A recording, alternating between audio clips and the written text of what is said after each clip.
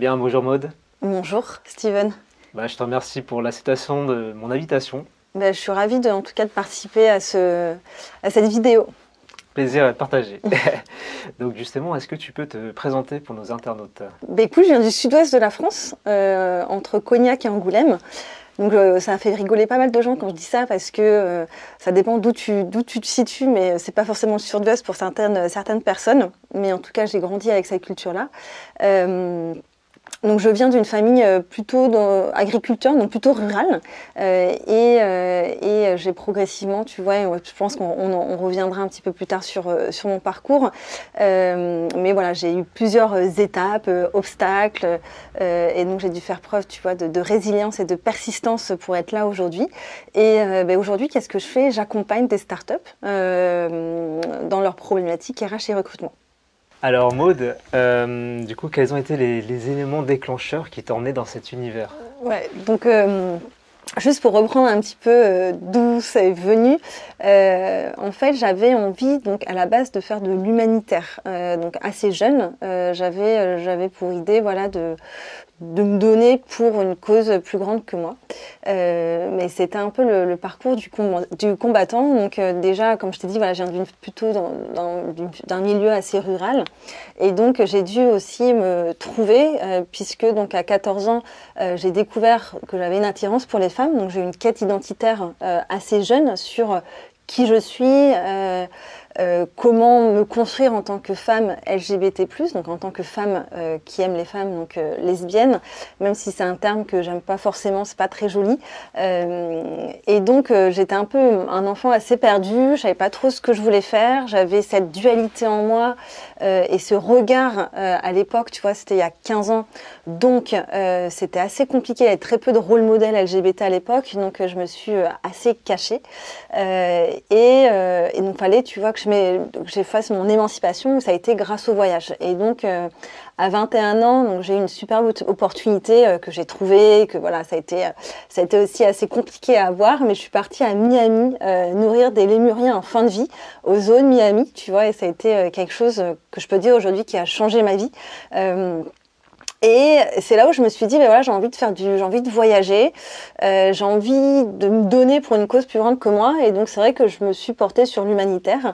Et donc je me suis dit, vas-y, je vais faire un master en humanitaire. Et franchement, Steven, je me dis, des fois c'est des coups de la vie, mais le master ne s'est pas fait. Le jour de la rentrée, on m'a dit, écoute Maud, le master n'aura jamais lieu. Et il fallait que je trouve un échappatoire, un plan B, comme on dit. En plus, c'était en octobre, donc je pouvais plus faire de dossier. C'était la fin des inscriptions. Enfin, c'était assez stressant. Et donc, c'est là où, par des connaissances, j'ai pu intégrer donc une formation professionnalisante en RH. Et c'est là où j'ai démarré ma carrière en RH en apprentissage. Alors le recrutement, tellement de choses à dire dessus. Que penses-tu du mode de recrutement en France? Parce qu'on dit en ce moment, ça a changé, le mode de recrutement a changé. Moi, je trouve personnellement pas du tout sur le terrain. Donc en fait, moi j'ai commencé donc ma carrière dans le recrutement. Et à l'époque, tu vois, c'était quand même très, on va dire, assez compliqué. Donc, il fallait imprimer les CV, on allait faire du sourcing sur une plateforme. C'était assez rudimentaire. Et donc, on imprimait nos CV. Donc, j'avais mon pack de CV sur ma table et je les prenais un par un. J'appelais les personnes. Et c'est vrai que, franchement, dans les études, on ne nous apprenait pas à poser des questions, poser les bonnes questions, comment assesser, évaluer des personnes, comment tout simplement toi parler de ton entreprise et de la mettre en avant par rapport à ces personnes. Donc c'était vraiment de l'expérience pure et dure. Mais moi je trouve qu'aujourd'hui les choses changent. Quand je vois il y a 15 ans et quand je vois aujourd'hui le recrutement, c'est quand même deux mondes différents. Aujourd'hui, donc il y a LinkedIn qui est quand même un réseau social où on peut vraiment partager son travail, montrer son expertise, plus que lire son CV, tu vois. Et donc, moi, j'ai rencontré pas mal de candidats où tu peux voir un petit peu un portfolio pour le design, tu peux voir notamment aussi des GitHub sur des développeurs, etc. Donc il y a quand même plus de moyens aujourd'hui pour montrer son expertise, montrer de ce qu'on sait faire et aussi aborder les personnes. Moi, je me souviens quand j'avais cherché mon apprentissage, écoute, j'avais fait ma petite lettre manuscrite, j'en avais fait, je me souviens, je crois que j'en avais fait une 50aine, j'avais mis dans des enveloppes et envoyé par la poste, tu vois. Et donc j'avais trouvé le contact, l'adresse de l'entreprise sur l'annuaire. Donc c'était pour te dire, à l'époque, aujourd'hui, LinkedIn, en fait, écoute, tu as le nom de l'entreprise, tu peux tout de suite avoir la RH, le manager. Ce qu'on dit, c'est qu'on est à 8 contacts de Barack Obama, tu vois. Donc c'est vraiment cette mentalité à garder, c'est de se dire, voilà, on peut être vraiment à quelques contacts d'une personne qui peut nous changer la vie. Tu utilises des outils ou pas pour recruter? Enfin, c'est quoi ton mode de recrutement? Enfin, c'est quoi? Tu t'intéresses à la psychologie de la personne, tu regardes la compétence avant, enfin, c'est comment tu vois les choses? Ouais, donc au niveau, tu vois, du recrutement, pour moi, c'est plutôt la compétence, tu vois, qui va plutôt m'intéresser. Moi, j'ai un parcours aussi très atypique, donc j'ai fait plusieurs expériences dans ma vie. Je suis pas restée plus de 2 ans dans une boîte, donc on peut me dire que je suis quelqu'un d'assez instable. Pour moi, non, c'est juste un signe de curiosité, d'envie de se dépasser, de toujours trouver le meilleur pour soi. Donc ça dépend de quel angle, en fait, tu peux le prendre. Et c'est plutôt preuve de créativité, d'entrepreneuriat, de vouloir aussi tester des nouvelles choses, tenter des nouveaux métiers ou changer d'entreprise parce qu'à un moment donné, on se retrouve un peu bloqué et on a envie d'évoluer. Donc moi, j'ai toujours fait attention à ça, de pas avoir, tu vois, de biais. Alors on est tous biaisés, mais en tout cas d'essayer de les effacer au maximum. Je suis toujours biaisée sur certains sujets, mais c'est de se dire, voilà, donc moi j'utilise beaucoup ce qu'on appelle la méthode WOO de Geoff Smart. Moi j'ai été, on va dire, formée à cette méthode-là quand je suis arrivée dans le mode des starters. Donc il y a du bon et du moins bon à prendre dans cette, mais en tout cas ça donne un bon format, en tout cas de construction, en tout cas de son recrutement. Et donc il y a la méthodologie de la scorecard que moi j'aime quand même beaucoup, où on va déterminer en fait les résultats qu'on attend de la personne, les critères d'évaluation, les comportements qu'on attend ou les comportements qu'on ne veut pas voir et les questions qu'on va poser. Et donc ça permet quand même de structurer ton recrutement et d'éviter au maximum des biais que tu peux avoir humains, que tout le monde a. Donc c'est vrai que cette scorecard, en collaboration, tu vois, avec le hiring manager, déjà ça permet de statuer parce que parfois c'est compliqué aussi pour le hiring manager de bien définir en fait les contours d'un poste et le contour de ce qu'on recherche et tu vois d'avoir un format qui te permet en tout cas de préparer ton recrutement. Quel conseil tu donnerais à des personnes qui sont à la recherche d'un emploi, vers où il faut aller? Enfin, il y a Pôle emploi, on sait, mais sur les réseaux sociaux, enfin, tu as dit LinkedIn tout à l'heure. Ouais, LinkedIn, tu vois, je pense que c'est un bon réseau pour trouver un emploi, hein, tu vois, mais je pense que aussi son réseau, travailler son réseau, aller, tu vois, quand on est jeune diplômé, demander des contacts à son école, à ses collègues, au stage, à des collègues qu'on a rencontrés au stage, au manager, tu vois. Donc, je pense qu'il faut vraiment en fait sortir de sa coquille et vraiment aller demander en fait, demander. Moi, je pars toujours de ça, le principe. Aujourd'hui, j'en suis là parce que j'ai aussi je suis sortie de ma coquille et j'ai demandé des choses aux gens pour qu'ils m'aident. Et c'est pareil, en fait, il faut vraiment pas hésiter. Le pire, tu reçois un non et c'est pas grave. Mais c'est vraiment d'aller de l'avant, être la première personne qui fait le pied. C'est pas juste en envoyant des CV, en envoyant des emails de motivation qu'on peut arriver. C'est d'aller à des conférences, c'est d'aller à des job fairs, c'est d'aller envoyer des emails, mais pas forcément juste pour chercher un job, mais juste voilà parce que tu as aimé un post qu'une HR a mis, une étude. Donc il faut vraiment être plutôt apporteur d'une valeur que être demandeur de quelque chose, tu vois. Génial.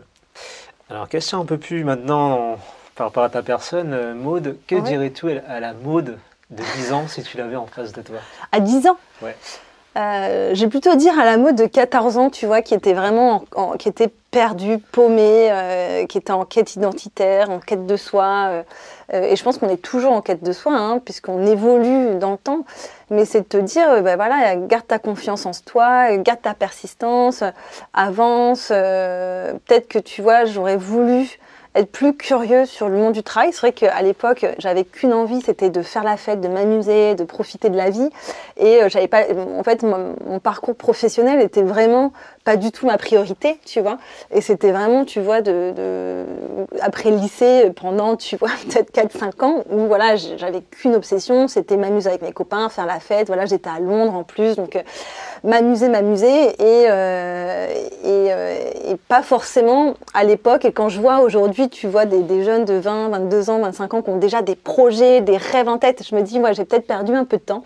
Mais je me dis, c'est mon parcours, il est comme ça m'a permis aussi de moi me trouver en termes, tu vois, amoureux et d'être stable à ce niveau-là, ouais. Aujourd'hui, est-ce que tu te sens libre? Ben, c'est une grande question. Déjà, la liberté, tu vois, c'est très subjectif. Tu as la liberté de parole, la liberté financière, la liberté de temps.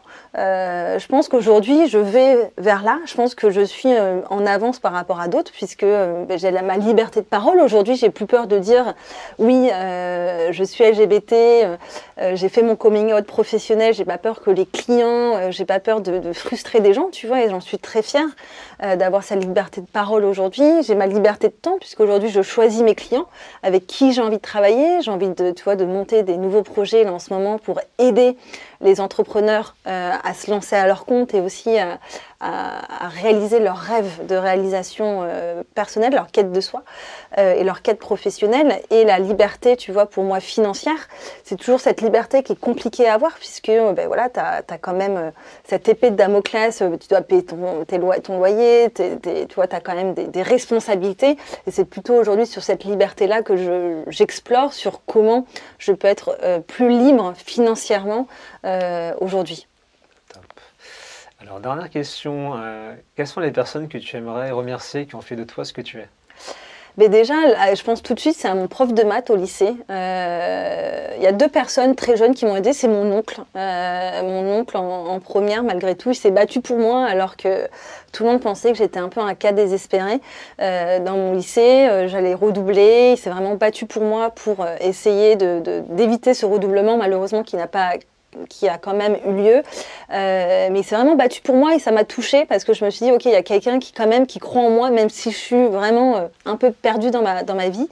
Et j'ai mon prof de maths en terminale, faut t'imaginer, en terminale je suis arrivée, j'ai changé de lycée parce que ça a été vraiment catastrophique dans mon autre lycée.